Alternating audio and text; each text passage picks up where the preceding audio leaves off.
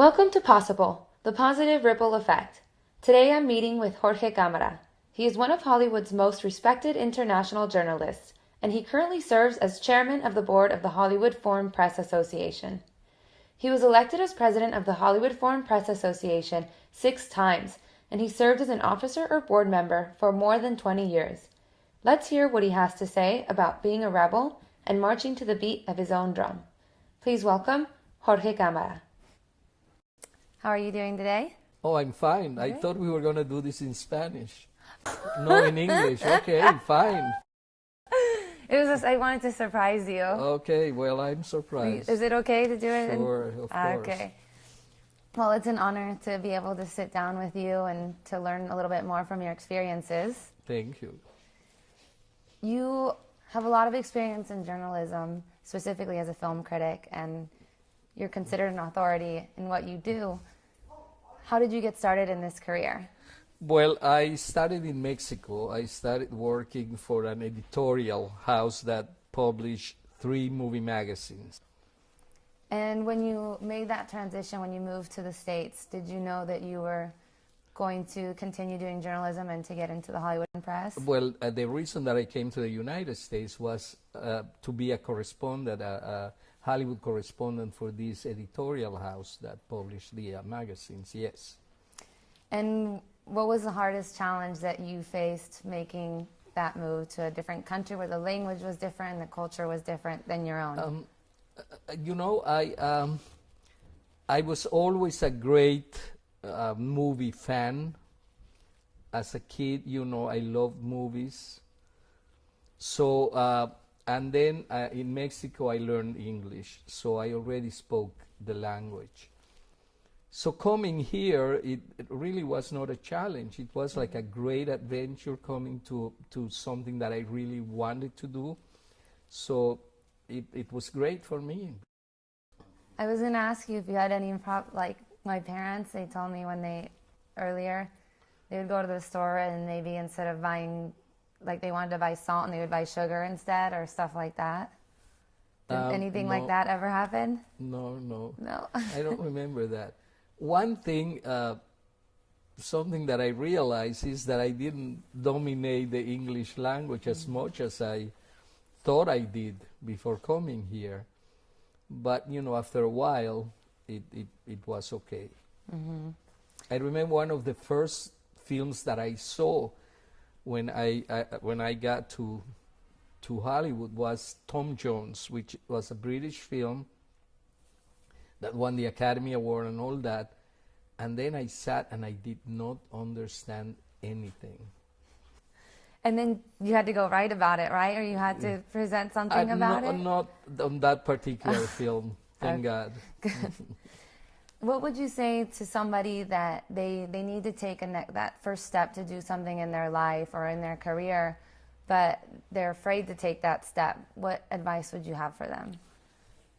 Well, one thing that, and this was not done deliberately on my part, but one thing, I was very adventurous. I never had fear to do anything that I wanted to do. I always went ahead and did it, even if it was, not the wisest thing to do. So I would advise people to really follow their dream and really do what they want to do, and somehow they will succeed, I'm sure. And what has been the toughest challenge in your career? Well, I don't know if you don't always get what you want, of course you want to interview the top people, and you don't always get that. And you've been voted president of the Hollywood Foreign Press Association 6 times. Yes. And that's very impressive. Not a lot of people can say that. What keeps you motivated? What gives you the strength to continue achieving so much? Well, it's very funny. If I look at it from the beginning, it was not like a decision that I made, I want to be president of this association. What happened was that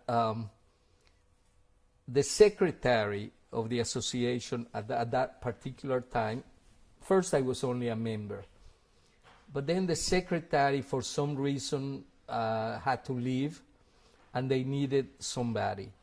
And they asked me, would you mind being secretary? And I said yes. And that was my first job in the administration of the Hollywood Foreign Press. And then after being secretary, I got really interested in the workings of the association, and then I worked into the presidency. And the first 4 times when I was president, the association was not what it is today, nor the Golden Globes had the importance that they had today. When I came back in 2008, it was very, very different than the previous times, yes. And what do you think attributed to that change, and how did you adapt to those changes that you saw? But the moment that NBC took over the Golden Globes, everything changed completely.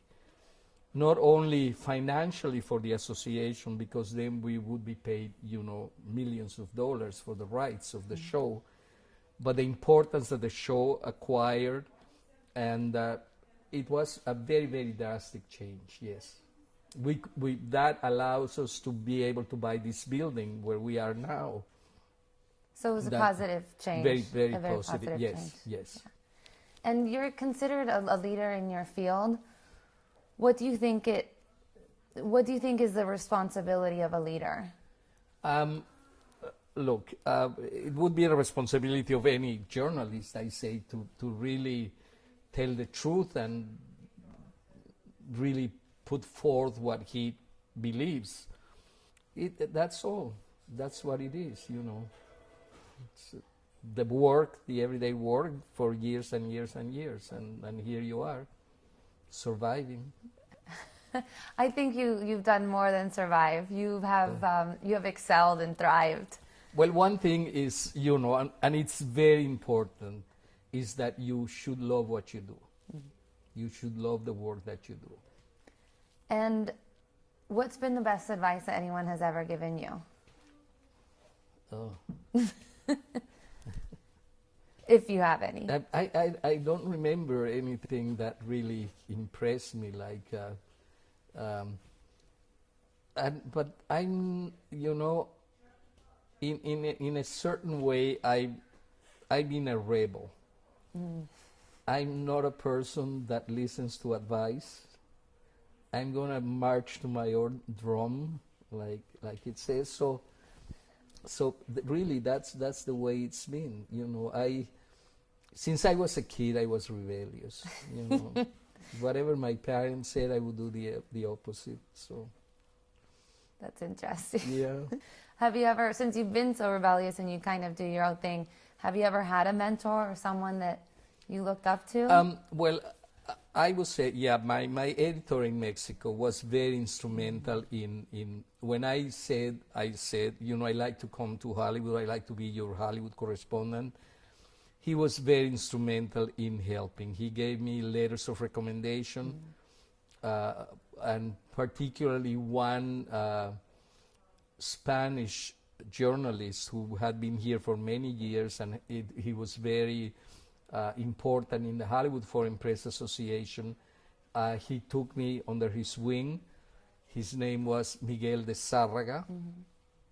And it was thanks to him that I could become a member of the association and really practice my work. And do you have any one piece of advice that you would give to someone that is starting their career? Well, what I found out, and the piece of advice that I would give to anybody, is you have to believe in what you want to do. And it will sound, maybe, what do you call it, new age, but you have to visualize your future, visualize yourself in the place and the work and what you want to be and what you want to do, and it will happen. I believe that you do really create your own reality. And what is the next step for you, or the next challenge or project that you have? Well, I'll tell you, I'm right now, I don't have the same enthusiasm, I have to admit, that I used to have. The movie industry has changed dramatically since the time that I came to Hollywood. The type of movies that are being made now are not my favorite type of movies, you know, when everything is emphasized on action and on special effects and violence and all that.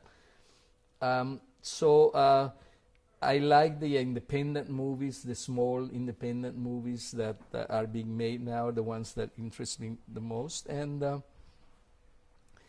really, I worked for so many years and everything that right now I'm just taking it easy, and it's very nice, you know. I'm still able to work and participate, and it's nice. Enjoying the fruits of your labor. Yes, yeah, well, you could say that, yes. And I have one last question that I kind of just thought of right now. Yeah. What do you think is the role of film in our society? I think it's a very important role. I think it really it influences people, and that's why there should be a lot of responsibility on filmmakers, you know, whatever they present and whatever they do. Particularly now that the audiences for film is the young kids, you know, that's really the audience for films. Yeah. Well, that's it. Thank you for your well, time. It was painless. Was it painless? It was very nice. Thank you. That was Thank great. you.